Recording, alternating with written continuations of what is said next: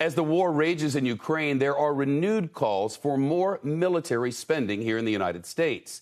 But the $1.5 trillion spending bill that President Biden signed this week actually cut some of the funding for one high-profile program, hypersonic missiles.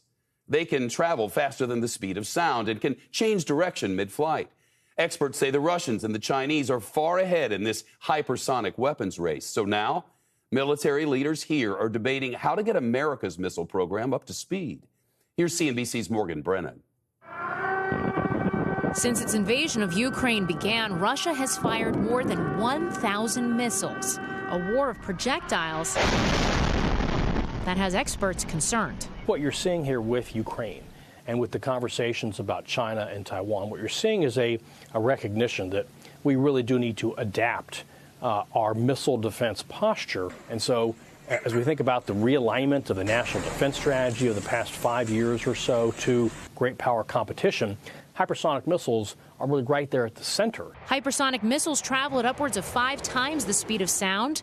Next-generation vehicles that are highly maneuverable and potentially able to evade traditional radar systems. Russia and China already have them, but the U.S., which first worked on the technology decades ago before funding was temporarily pulled, is behind. We're working on hypersonics. We have a number of programs. It's important to remember that China and the United States don't have the same military problem. They've been investing heavily in hypersonics because of the targets we present to them. They present a different target set to us, so our mix of weapons won't be a mirror image or symmetrical with theirs. The Air Force has been working on its flagship Arrow missile, but the program has been set back by multiple launch failures and a recent funding cut. Still, the service is planning with a future in mind. We need to be thoughtful about it. One of the features of hypersonics is that they're expensive, and we need to look at other options in some cases that can be much more cost-effective than hypersonics. It's a top priority for the Army, too, with its first system, the long-range hypersonic weapon, on track to be deployed next year. Hypersonics is one of our #1 priorities. We only fall behind China and Russia if we let them.